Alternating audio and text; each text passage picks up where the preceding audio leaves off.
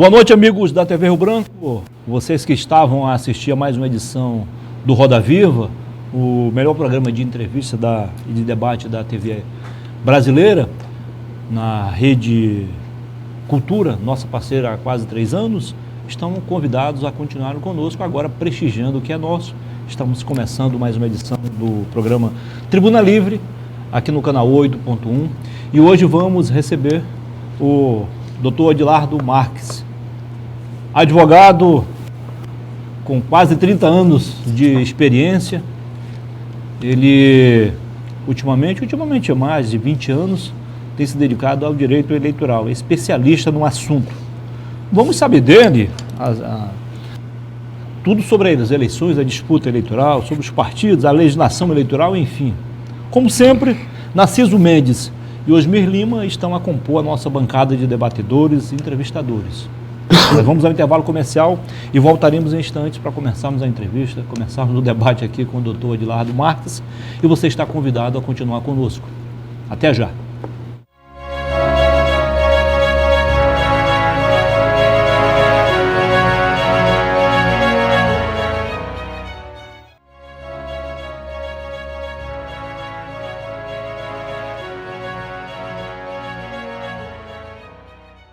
Ok, estamos começando para valer mais uma edição do Tribuna Livre, aqui na sua TV Rio Branco, canal 8.1, Rede Cultura. Como eu falei na abertura do programa, nosso convidado especial de hoje é o doutor Edilardo Marques, advogado, especialista em direito eleitoral também. Seja bem-vindo, doutor. É sempre um prazer recebê-lo aqui. Muito boa noite. Boa noite, Muniz. Boa noite, meu amigo Osmir. E boa noite também ao amigo, e vai um pouquinho além até, não fica com ciúme não, Osmir. Pela ligação com meu pai, me remete muita lembrança de meu pai, o Narciso, que meu pai gostava muito, tinha uma amizade muito forte. Detalhe ainda mais que lhe conheci, um garoto de 7 a 8 anos, correndo ali na rua da Conjunto Habitasa. Justamente. E boa noite também aos telespectadores do programa Tribuna Livre. Eu espero contribuir aí com os meus conhecimentos, que apesar de serem parcos, eu faço questão de expô-los, né?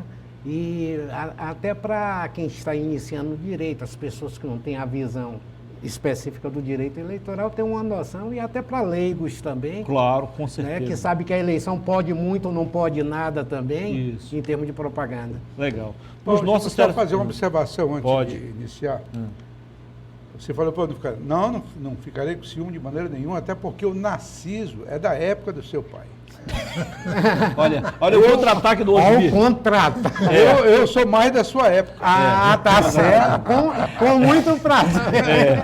Eu não sou da época não, gente, mas para os mais jovens, o Conjunto Habitasa, que ele se referiu, há 40 anos era como se fosse hoje o Conjunto IP, a Chácara IP. Ali eram advogados bem conceituados como o seu, políticos, médicos, Júnior, empresários. Macedo, Wilde Viana. Era assim. Aí depois, não. Agora, infelizmente, tornou-se uma zona muito alagada, né? Essa é a verdade. Não era assim no passado. Boa noite, Osmir Lima. Boa noite. Boa noite, doutor Narciso Mendes. Boa noite, o prazer de receber o doutor Edilardo. Então, proporcionará aos eleitores daqui a menos de 2 meses a fazer uma boa escolha daquele que virá ser o prefeito de Rio Branco. Então aproveite, pode fazer a sua primeira pergunta ao nosso convidado especial. Doutor Edilardo, no dia 24 de fevereiro de 1932, 2 anos após a chamada Revolução de 30, que estava instalado no poder aquele que veio ser um ditador por 15 anos no Brasil. Ele criou a Justiça Eleitoral. Algo meio estranho, porque essa chamada Justiça Eleitoral só existia na Checoslováquia. A minha pergunta, foi uma boa instituir uma justiça unicamente para cuidar de eleição? Bem, Narciso, respondendo a sua pergunta de forma bem objetiva, eu acho que não só foi uma boa, como não teria condições, se a gente analisar puramente como é que funciona, em geral, o judiciário brasileiro, de as outras justiças especializadas, seja a justiça comum, seja a justiça federal, seja a justiça do trabalho, absorver demandas eleitorais que são complexas, que são urgentes. Olha a vantagem que tem, um dos fatores que a gente pode analisar assim para ver como foi bem feito o negócio. Geralmente, quando você entra com um processo na justiça, há uma demora de tramitação. Na justiça eleitoral, o lapso temporal de campanha entre a escolha da convenção até a eleição é muito curto. Necessita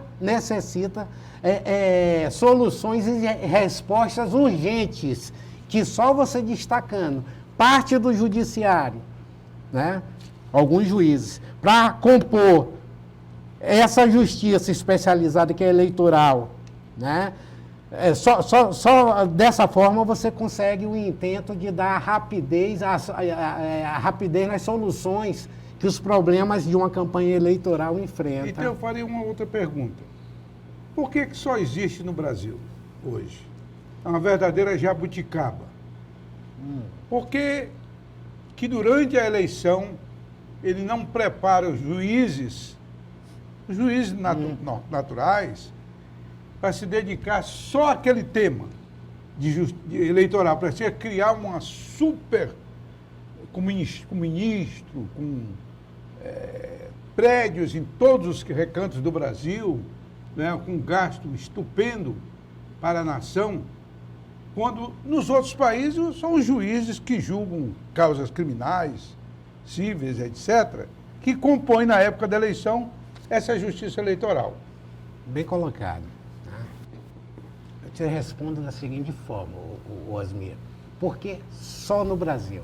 Primeiro que tem que ver a peculiaridade de como funciona a justiça comum no Brasil.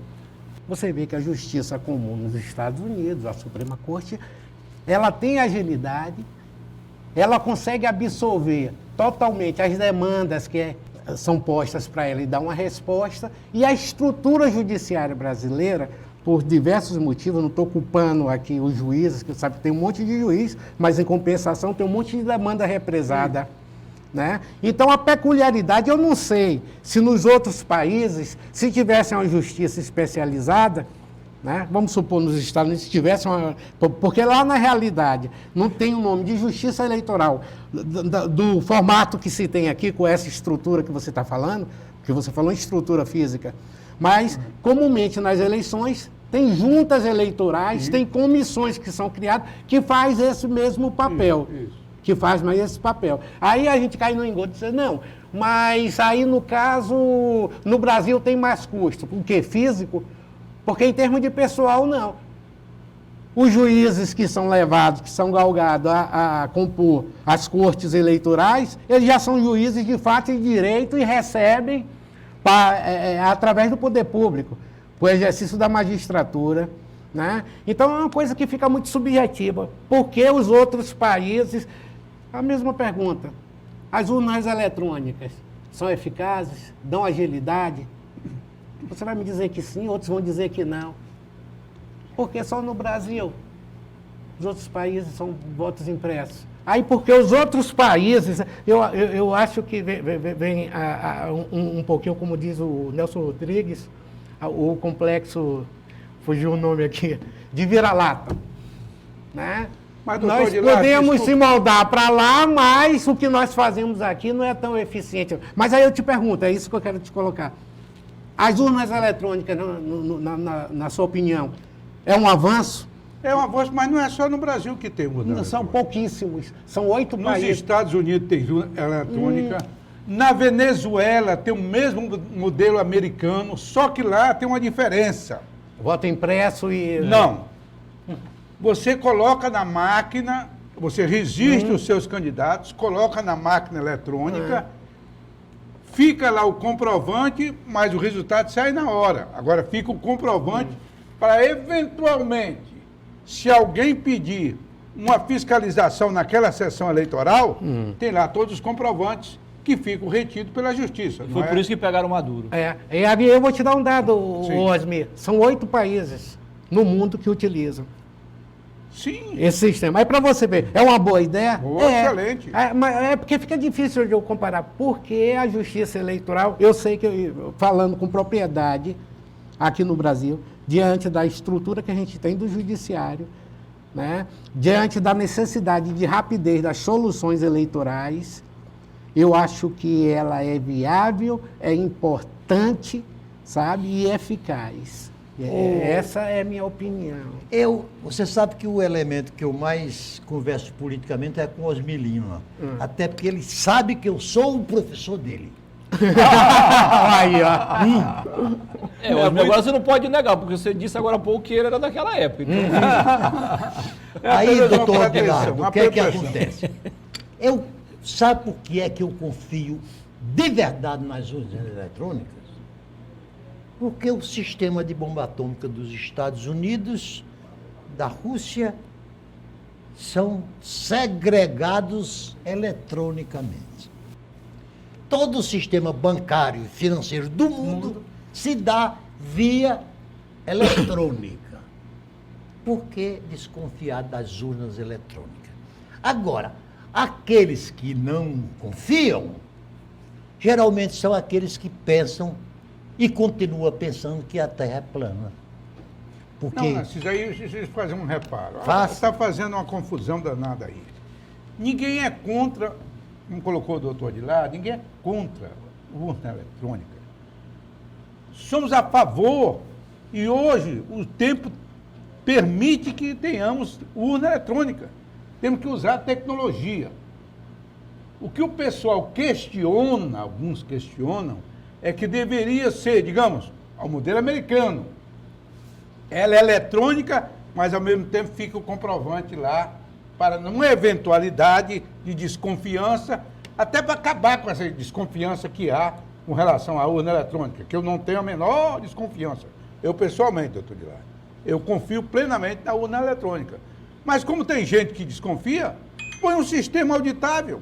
desconfiança zero. Um sistema auditável. E o que aconteceu nos Estados Unidos?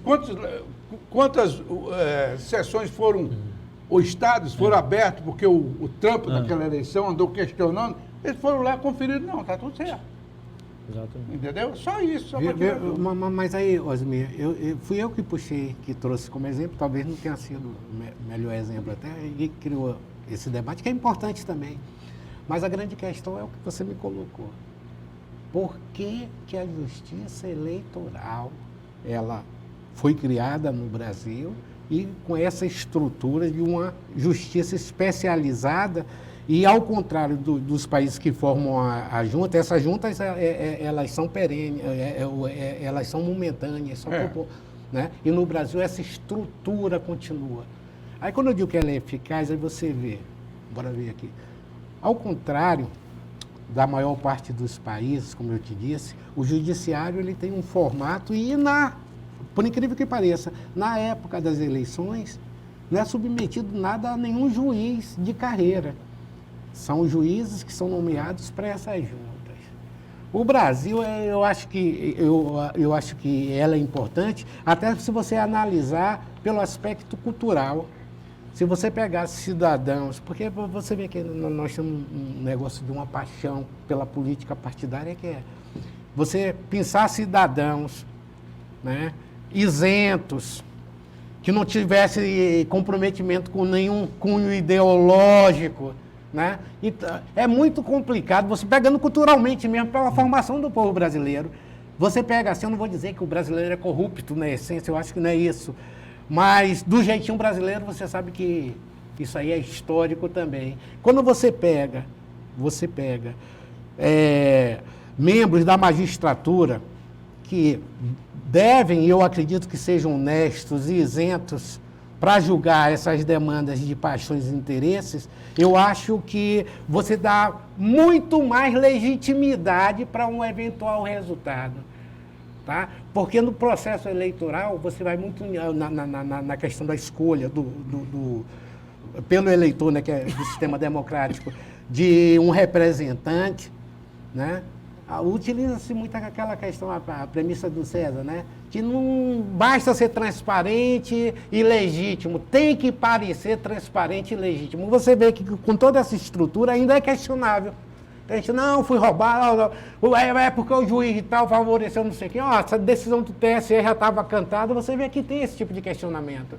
Então, eu acho que tem essa importância também da significação da legitimidade dos resultados. Agora, doutor, acho que o Brasil, a justiça eleitoral desse modelo, só o Brasil tem, com o poder de organizar, de normatizar, de fiscalizar e julgar. Não é muito poder, não, para a justiça eleitoral?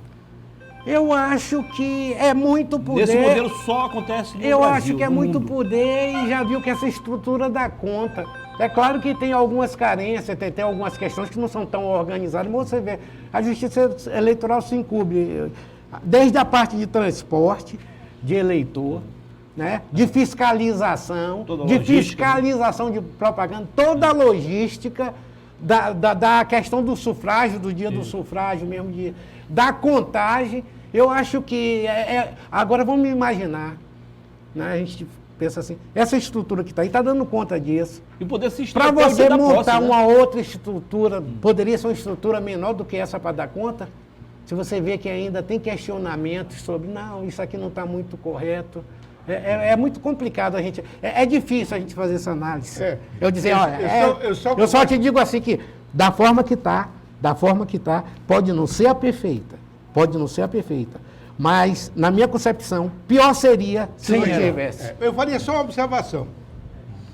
Eu não sou contra a justiça eleitoral. Eu sei, com certeza. Sou contra.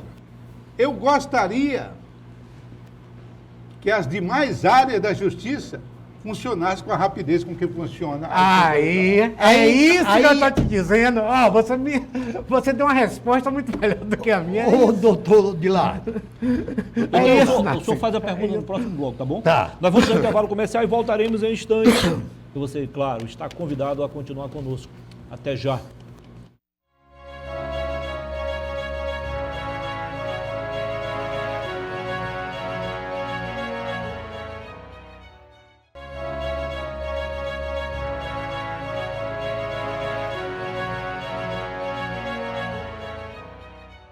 Ok, voltamos com a segunda parte do nosso programa de hoje, Tribuna Livre, aqui na sua TV Rio Branco, canal 8.1, Rede Cultura. Se você perdeu o primeiro bloco, nós estamos aqui a conversar com o doutor Edilardo Marques, advogado, especialista em direito eleitoral. Como sempre, temos aqui a participação especial do nosso chargista, caricaturista, Daniel Cabral, o Dan, dando um destaque aí na caricatura do doutor Edilardo Marques, nosso convidado especial.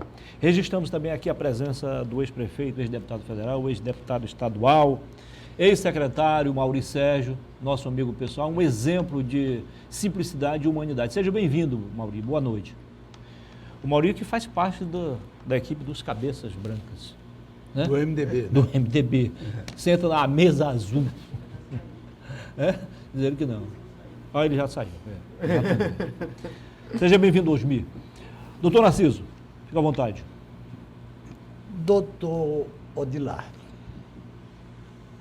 há 230 anos, os Estados Unidos proclamou a sua atual Constituição.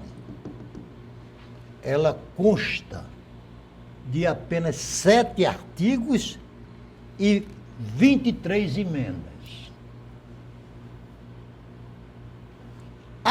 Nós estamos vivendo a 8ª Constituição a partir de 1889, da proclamação da nossa República.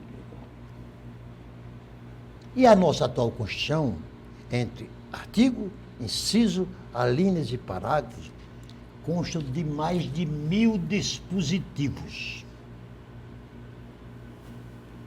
É isso que faz com que o cumprimento da nossa Constituição chegue, inclusive, a abrigar uma briga de quintais, de terreno, porque um atentou contra a vida do outro E o direito à vida consta no artigo 5º da nossa Constituição como cláusula pétrea.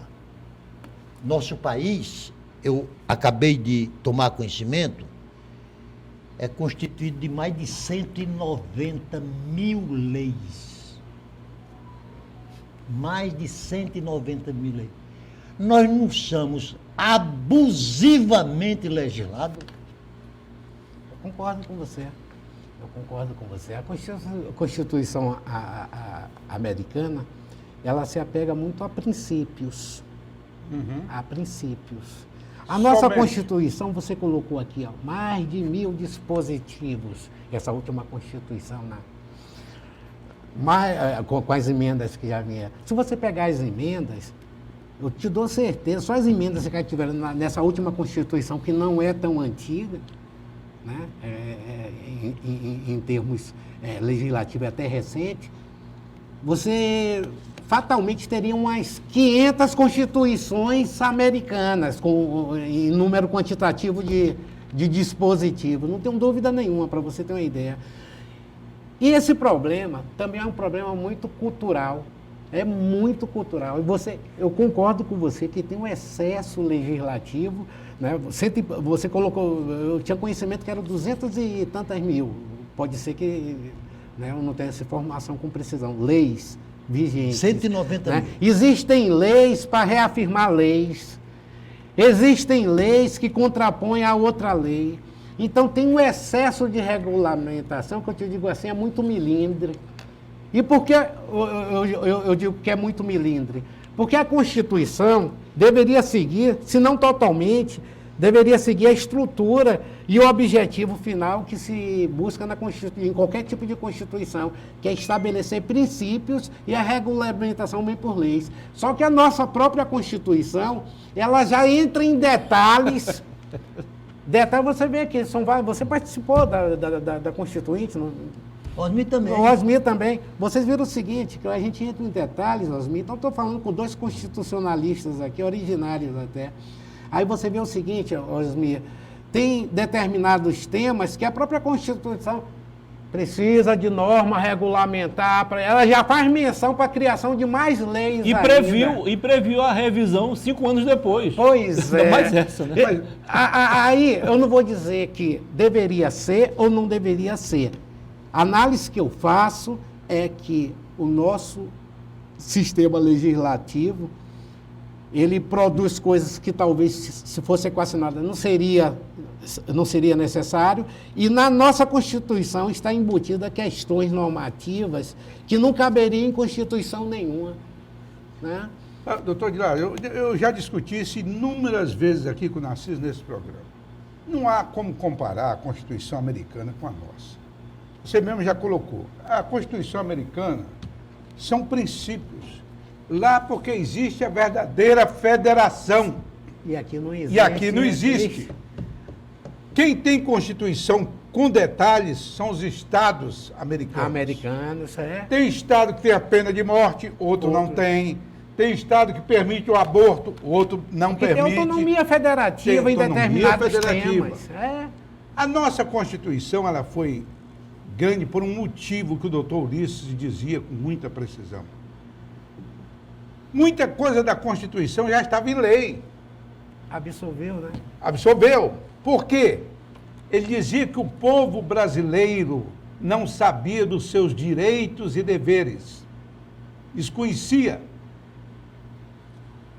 Por exemplo, algumas coisas da área criminal, inclusive o direito do preso, né, etc.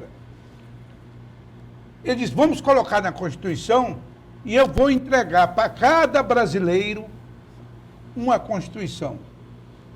E quando ele tentou fazer, vieram com ação contra ele, dizendo que era um gasto desnecessário fazer milhões de constituições para entregar a cada brasileiro. Então, há uma diferença muito grande em princípios e numa Constituição que há, eu até concordo nesse particular, há coisas que não tem cabimento ter tido ali. Eu concordo nisso.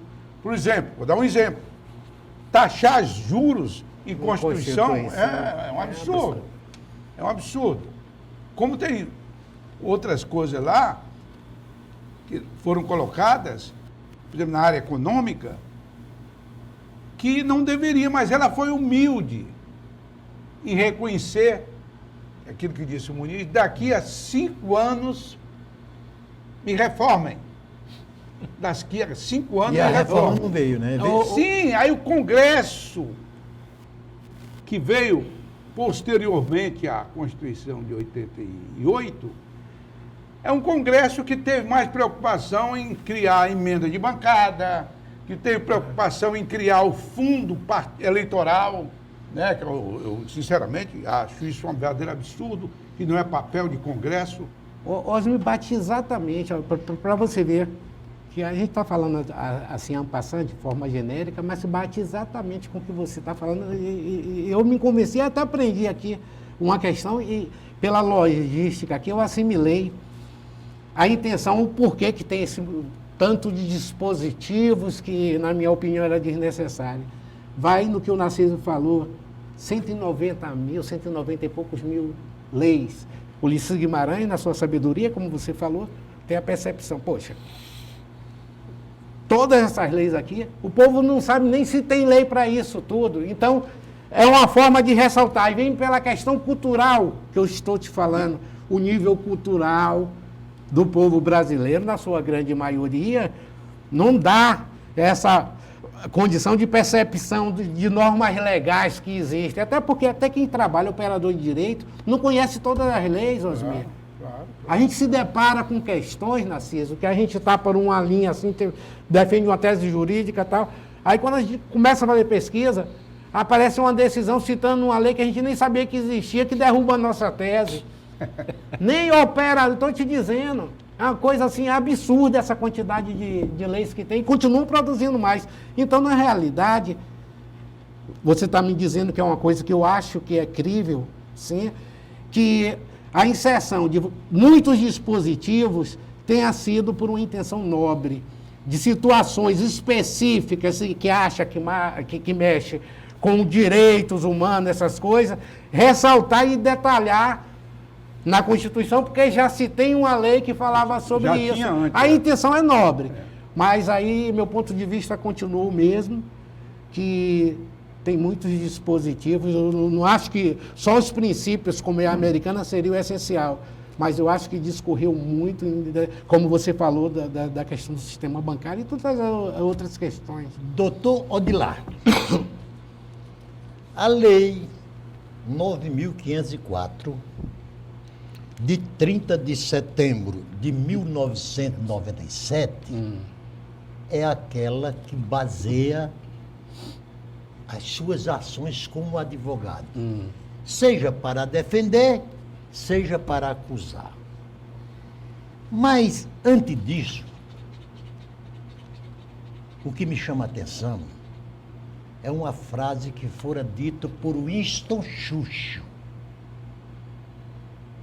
No seu tempo, não existia rádio, não existia jornal, não existia internet, televisão e muito menos internet.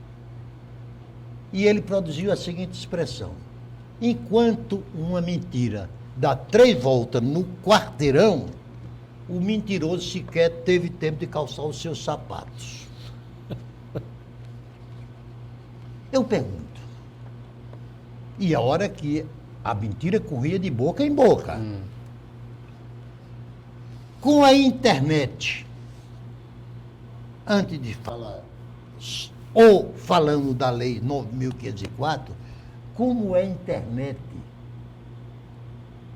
poderia servir de instrumento para um candidato do tipo do Pablo Marçal, que é candidato a prefeito da maior cidade do continente sul-americano?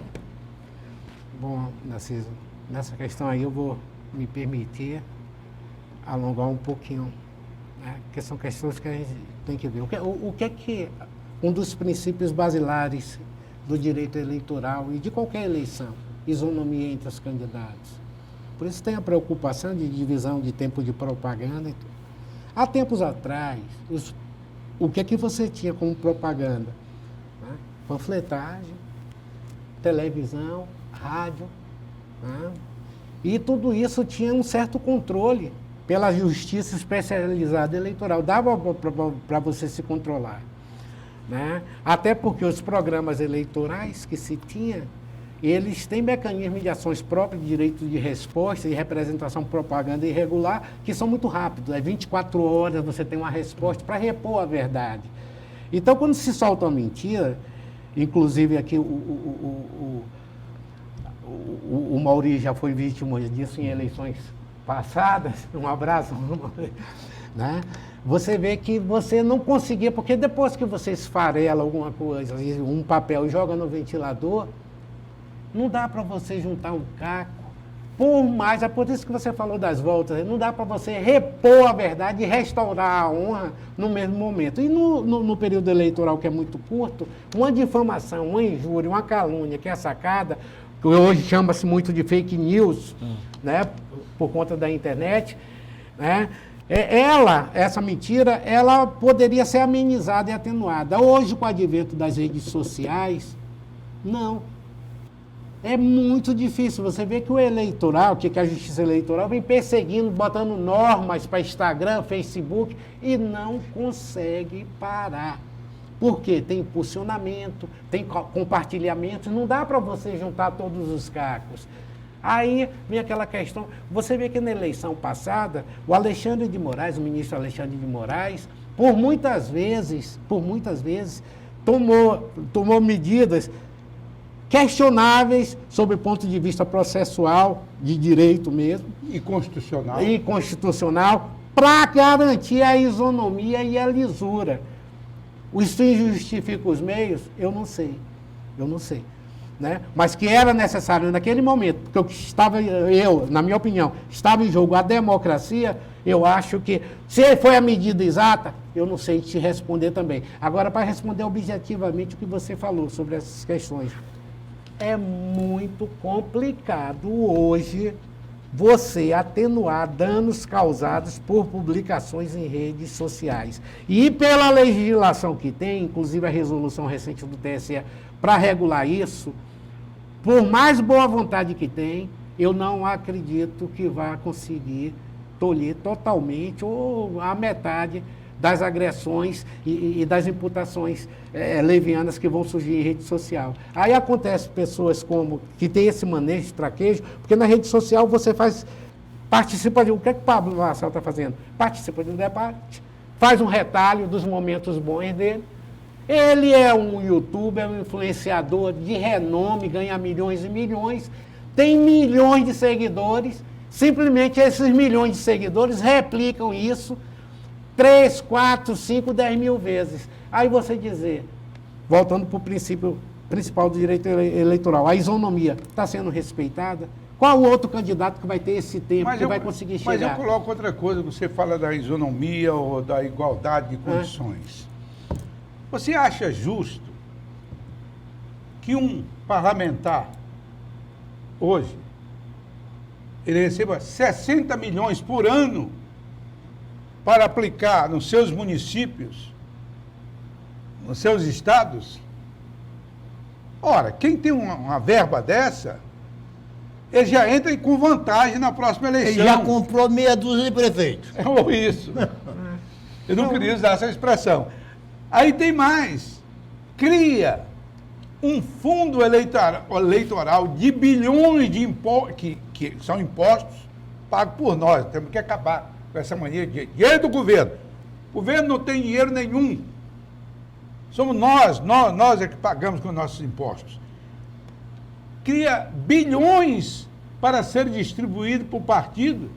Eu tomei conhecimento, Narciso, de que teve candidato, já comandato, que recebeu 3 milhões numa campanha. Isso está correto? O cara que vai iniciar uma campanha, um novo, há isonomia nisso aí? Com certeza que não. E concordo contigo. São duas coisas que a gente tem que ter parâmetro. Nem sempre, o que é justo é legal. E nem sempre o que é legal é justo. Né? Sobre o aspecto da legalidade, é previsto que tenha essa emenda. Agora, em termos de justiça, Eu acho um absurdo. Financiamento de campanha, que você colocou, que é outro ponto assim que pega pra caramba. O que se tinha antes? Empresa, pessoa jurídica podia fazer contribuição e tal. Mas limitado. Limitado a 10% do faturamento. Beleza, mas podia fazer essa doação.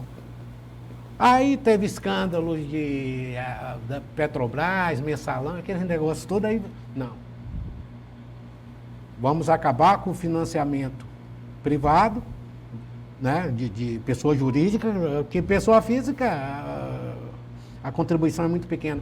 E vamos passar para o financiamento público de campanha. Aí chega-se, o quanto que seria esse financiamento, quanto estaria disponível? Aí chegou nesses valores absurdos, porque aí vai naquela questão. Quem é que faz as leis para fazer essa repartição? Os interessados quando forem fazer campanha, que são os parlamentares. Né? Você vê que ontem teve uma votação aí para anular as multas dos partidos. É complicado, gente, isso. E eles podem até usar o fundo para pagar multa. Dificilmente, dificilmente. Pensa só, eu sou parlamentar, estou ali e tal, aí vamos ver. O financiamento de campanha só pode ser público através do fundo eleitoral, tal, que vai ser designado aí, tá? Quanto é que vai ser esse fundo eleitoral? Eu vou pensar na minha campanha. Eu quero saber de 100 mil. Então, na realidade... Inclusive, dando mais direito a ele que tem mandato. Tem isso. E vai ser sempre assim. É um absurdo. Não, é injusto, é insano, fere o princípio da isonomia que não tem... A isonomia que sempre é buscada pela justiça eleitoral... Na maioria das vezes, não passa de ser uma utopia. É necessário que se busque. Mas você está querendo trazer uma isonomia, tratar todos de forma igual, quando que num processo eleitoral aquilo é um extrato da sociedade, a sociedade é igual. É verdade. E assim não a gente fica falsamente buscando isso. Aí vamos cair para o financiamento de campanha. Quando você breca as pessoas jurídicas de colocar, acabou o problema? Não, você induz a um caixa 2, gente. Vamos ser honestos, sabe? Eu estou numa idade, como eu e o Osmir, né, que estamos na mesma faixa, a gente começa a ser um pouquinho intolerante com determinadas coisas. Muito mais com hipocrisia. Então, mas eu acredito, Vatira, só uma observação. Não, a palavra está comigo. Tá bom. A palavra está comigo. Se você se julgar da mesma idade do Osmir, na próxima vez que você vier aqui, venha com a sua bengala. Eu esqueci, né? Mas só uma observação. Você acha que hoje, mesmo com a criação do fundo eleitoral, não existe o Caixa 2? Eu acho que, inclusive, incentiva o Caixa 2. Eu acho que incentiva, sabe? Porque quando você faz essa... Você pegando o modelo americano, as empresas não são obrigadas. Eles partem de um princípio real das coisas, a verdade que se tem na sociedade, que é desigual. Né? Você vê que todos os candidatos ali ficam buscando, já nessa época, para ver quem angaria, não sei quem está com, não sei, mas aí sabe quem é que doou, a forma que doou, tudo direitinho. Agora você buscar essa isonomia numa sociedade desigual, você acha. Tá? Vamos supor, determinado partido aí, eu vou botar XP para não colocar... não cair no erro de citar um partido real, né? Está recebendo para a campanha aqui, para a majoritária, né, 3 milhões de reais. 3 milhões de reais. Você vê que tem um limite de gasto, que é um outro problema que tem que se ver aqui, viu? 3 milhões de reais. Você acha que ele vai trabalhar só com o fundo eleitoral? Você acha que o empresário, que é amigo... Gente... não vai doar? Eu acho que vão me criticar depois, aí vão me esculhambar. Tá vendo? Tá impedido. Mas não é. Na real, falando para vocês, isso aqui eu venho de várias campanhas, depois, né? Não vou dizer que aconteceu em algo... Mas a realidade é essa. As empresas continuam ajudando de forma... Essa a realidade. Né? Ó, aí, quando eu falei assim, o limite de gasto... o Muniz, não sei se vai ter tempo. Tem uma outra aberração. Vamos fazer o seguinte, nós vamos ao intervalo, o senhor fala sobre a outra aberração já, tá bom? Vamos ao intervalo comercial e voltaremos em instantes com a terceira e última parte. E claro, você não vai perder de forma alguma. Então, até já.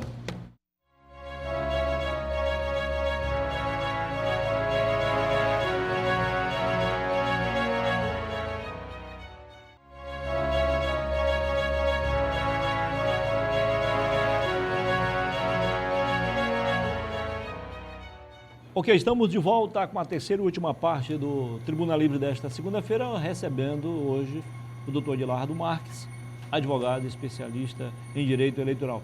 Doutor, o senhor ia falando sobre outra aberração, então fique à vontade. Pois é, gente, é uma outra aberração e uma outra situação inusitada que reforça, quando eu digo que muitas coisas são pura hipocrisia.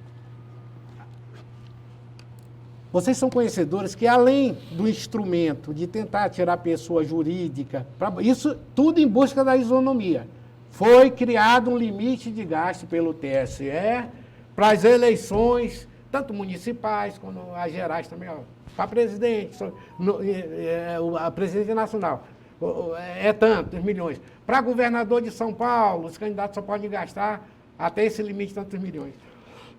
Para prefeito também não é diferente. Tem um quantitativo limite que pode ser gasto. Se passar daquilo, o cara vai responder por abuso de poder econômico. Para majoritário e para os vereadores. Pegando o caso específico que ficou aqui do Acre. Como é que foi feito esse cálculo? Esse cálculo, quando foi instituído esse limite de gasto, Osmi e Narciso, quando foi instituído isso aí, como é que foi feito? Pegou as últimas 3 eleições, né, os gastos das 3 últimas eleições, por exemplo, para prefeito daqui, de todos os candidatos, e fez uma média. Só que na época, tinha a possibilidade de você, cada candidato majoritário, gastar ou por conta própria, ou o partido poderia gastar para ele. Alguns candidatos daqui, ou a maior parte deles, optaram por gastar na campanha e registrar na conta do partido. Aí veio essa instituição dos limites. Aí, nos limites, instituiu que pegava só as contas dos candidatos. Aí, as contas dos candidatos aqui era pouquinho. Aí, a média foi essa aberração toda, que depois eu passo até para vocês em conversa particular, eu posso passar mais como é que foi feito esse cálculo. O que é que ocorreu? O limite de gasto instituído pelo TSE, já há umas 2 ou 3 campanhas, para o majoritário aqui, atualmente, eu vou pegar o valor preciso, mas é 300 e poucos mil reais. Cada candidato a prefeito não pode gastar mais do que 300 e poucos mil reais. A exceção... Para a eleição agora que vem? Essa eleição agora. É brincadeira. É porque foi feito com base na média. Ficou tão distorcido o negócio, para vocês verem a aberração. E a gente já tentou, eu, doutor Eric e tal, mas aí precisa de vontade parlamentar para fazer uma comitiva para o TSE mudar esse entendimento. Para você ter ideia, 300 e poucos mil reais. Sabe quanto é que é o limite de gasto para Cruzeiro do Sul? 800 e poucos mil reais. A desproporcionalidade. Agora, bem na verdade... Justamente porque, quando foi feito o cálculo, os candidatos a não colheram o que plantaram, né? Registraram na conta do partido. Fez a prestação de conta pela conta do partido. E quando foi feita a média, porque tinha essas 2 opções, foi feito pelo dos candidatos. Ou seja, todos os partidos, né? Olha a distorção. Para você ter uma ideia, oi? Em todos os partidos aqui de Rio Branco estão colhendo o que plantaram, né? Porque mas é aí registrar tem que algo, reformar, isso foge a realidade. Olha, quando você pega e diz que o limite de gasto daqui vai ser 300 e poucos mil reais para a majoritária, o que é que você está me dizendo? Não, mas aí foi legítimo e não teve caixa 2. Claro que vai ter caixa 2. Obrigatoriamente. Não tem como você doutor Edilardo, você vai ter que vir antes da eleição, porque nós há pouco falamos da Lei 9.504. Mas... Não diretamente, mas indiretamente sim, porque ele está sim. aí. Pelo menos, Muniz, para que eles expressem quais as verdadeiras vantagens e as verdadeiras superfluidades. Tranquilo. Mas, doutor Edilardo, o que tem me surpreendido é a nossa justiça eleitoral, que também eu defendo, não tenha dúvida, insistir que o eleitor não venda seu voto. Toda eleição. Voto não tem preço, tem valor. Voto não é mercadoria que se venda, nem mercadoria que se troca. Eu acharia que... E eu até dei a sugestão um dia desse a um dos juízes eleitorais, que ao invés desse tipo de propaganda, a justiça passasse a pregar o seguinte: o que eu denominei de calote cívico. Olha que loucura, calote cívico. Eu te aplaudi antes. O que é o calote cívico?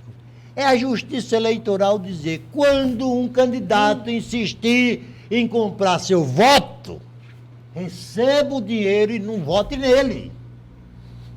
Mas, Narciso, permite aqui uma ligeira parte? Sim, Uma ligeira parte.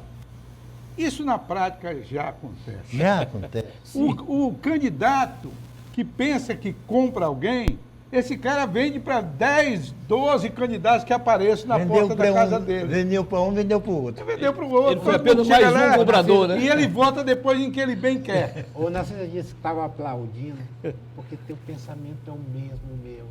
É o mesmo meu. Você imagina, veja só, no afã de acabar com a captação ilícita de sufrágio, você chega num momento que você subestima a inteligência, a honra e a moral do eleitor, que é um vendido por coisa qualquer. Você chega ao ponto de proibir que não pode dar uma caneta, a camisa não pode mais. Será que alguém vai... Eu vou votar naquele porque ele me deu uma camisa estampada. Poxa, na época que era permitido, Narciso, né? Na época até que você era candidato, era permitido. Tinha um rapaz, um jardineiro lá de casa, que cada dia ele vinha com uma camisa daquelas diferentes. Né? É você subestimar a inteligência.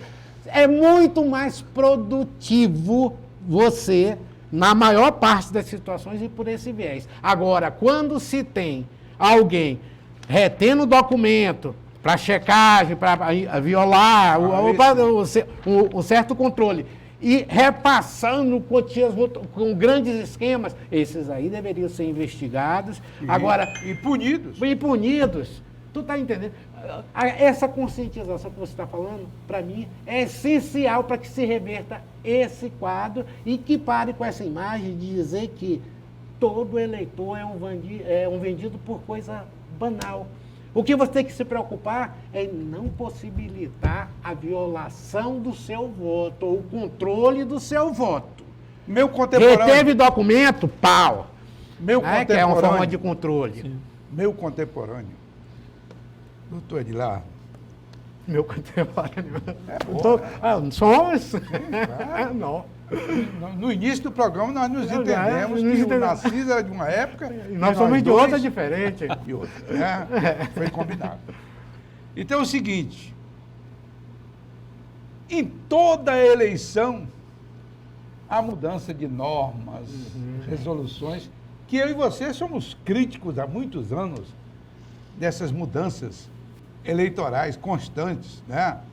Deveria haver uma lei eleitoral aprovado pelo Congresso Nacional, quase que permanente, tivesse pequenas modificações.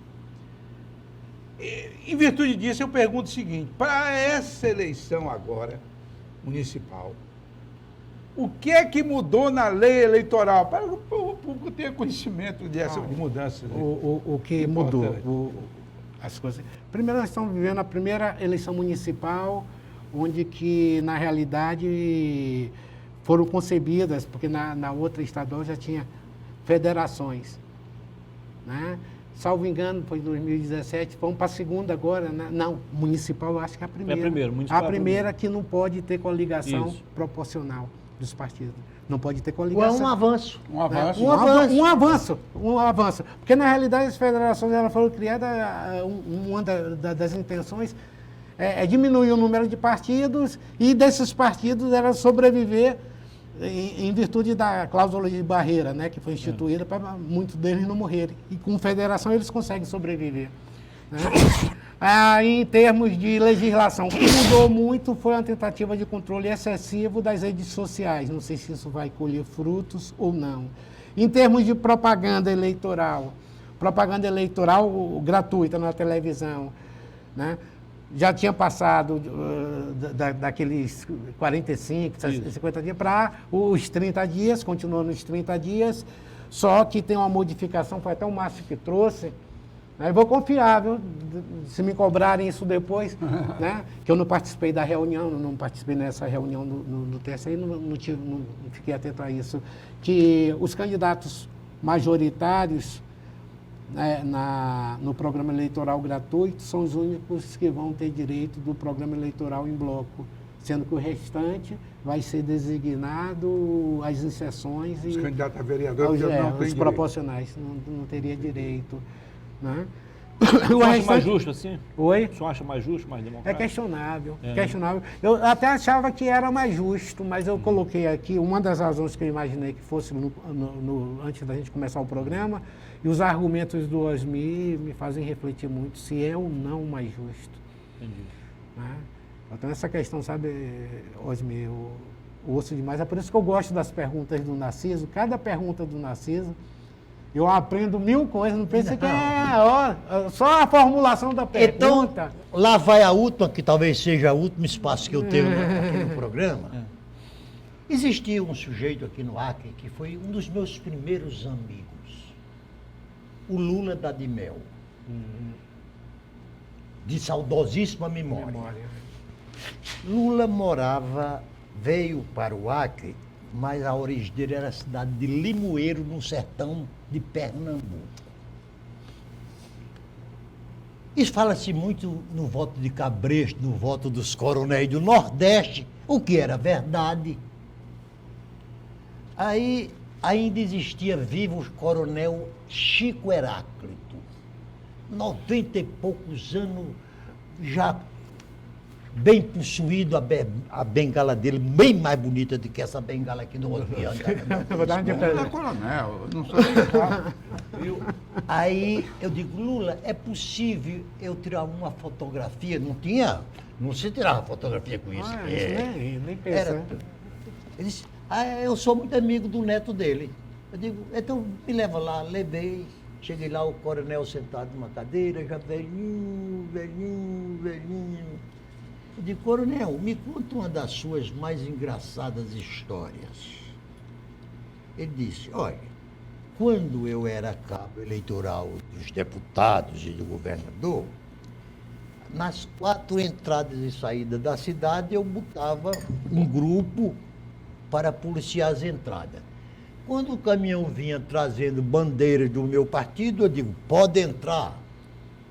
Quando era do adversário, eu digo, não entra para não esculhambar a democracia lá de dentro. E quando havia as eleições à tarde, quando o meu candidato vencia, eu oferecia um farto banquete para eles. E num desses banquetes, um dos meus eleitores chegou, tentou para mim e disse, Coronel Chico Heráclito, em quem eu votei? Porque ele recebia um envelope, né? Fechado. Aí o coronel disse, não faça pergunta dessa ordem, porque o voto é secreto. Vocês eram um cumpridor da lei, né? Preservar o voto. Preservou o voto. Preserva o voto. Já recebia o voto fechado. Essa é boa. Doutor Narciso, mas cabe ainda mais uma pergunta, pode fazer. Não, então se cabe ainda, Cabe.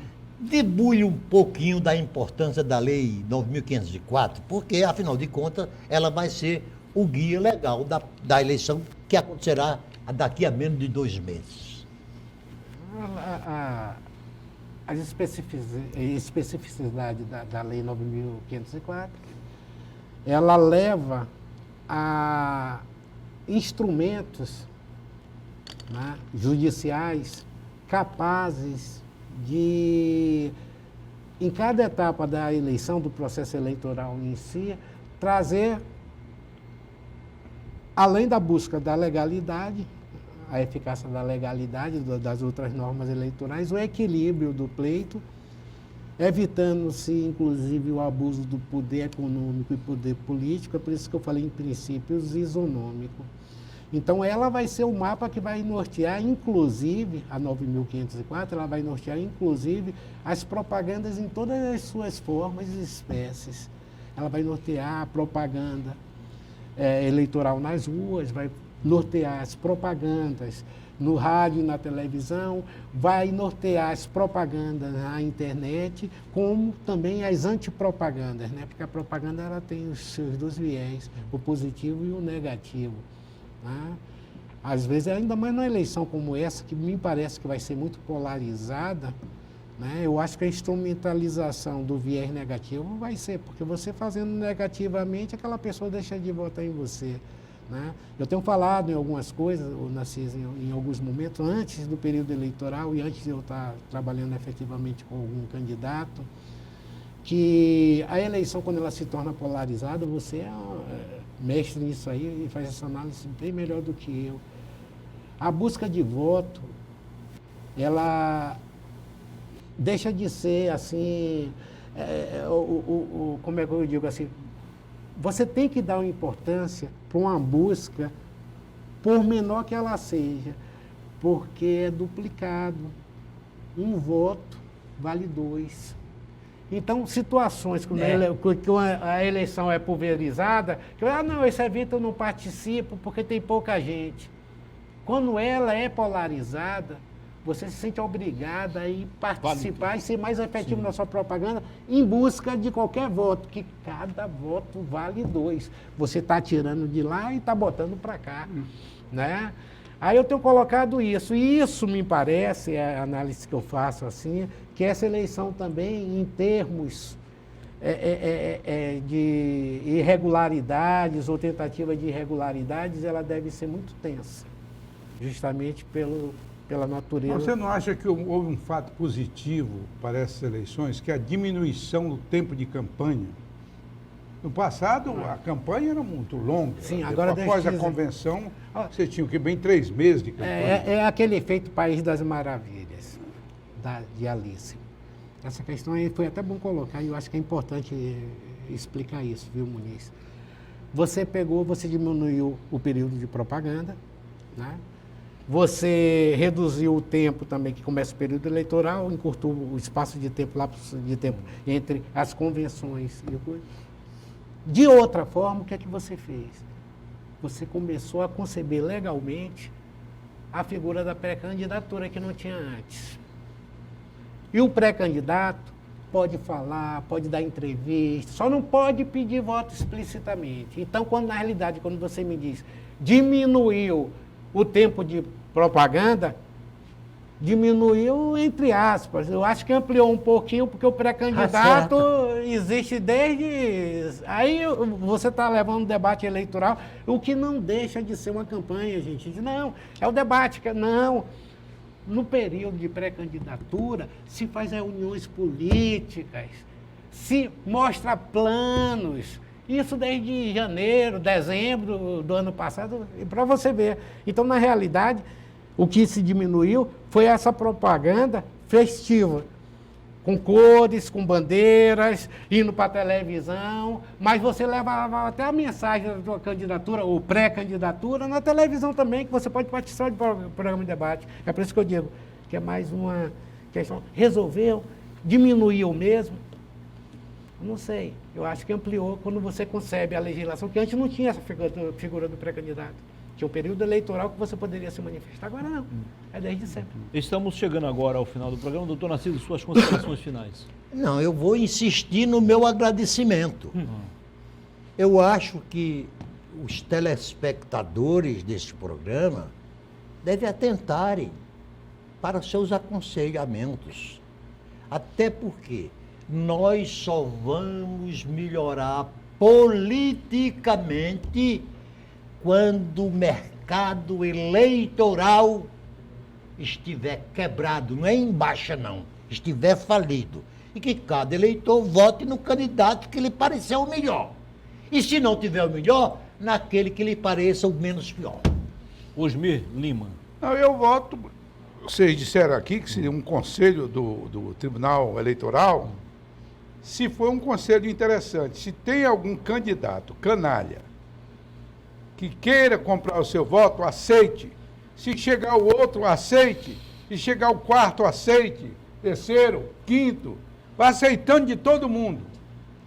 E depois vote pelo seu município, vote pelo seu estado, vote pelos interesses de seu país. Não vote em que ele lhe deu esse dinheiro. Pode enganá-lo.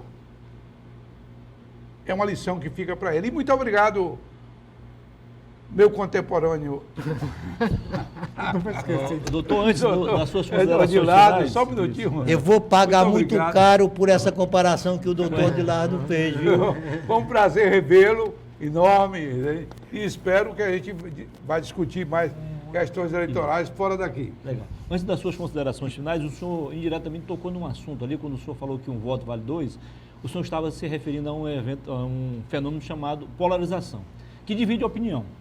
O doutor Narciso é contra, o Osmi é mais ou menos, outras pessoas são contra, outras a favor. Qual é a sua opinião, afinal de contas? A minha opinião é que tem diversas opções de voto, mas se forem só duas, isso não deixa ilegítimo, sabe? Mas a gente, é o tipo da coisa, isso foge muito da nossa zona de controle. Como é que se deu essa polarização? Foi o fenômeno de internet? Foi o surgimento do extremismo, isso é questão social, sabe, que tem que ser estudada aí. Mas para mim o fato de polarizar não tira a legitimidade da democracia, né? Se é salutar ou não, no meu entendimento, se tivesse mais opções seria interessante. Mas se verter para... É importante que não só tenha uma como a do Maduro, é a minha e acabou. Daniel Cabral, vem para cá, vem para cá. Aí a arte estampada no papel. Daniel Cabral, a sua caricatura, doutor.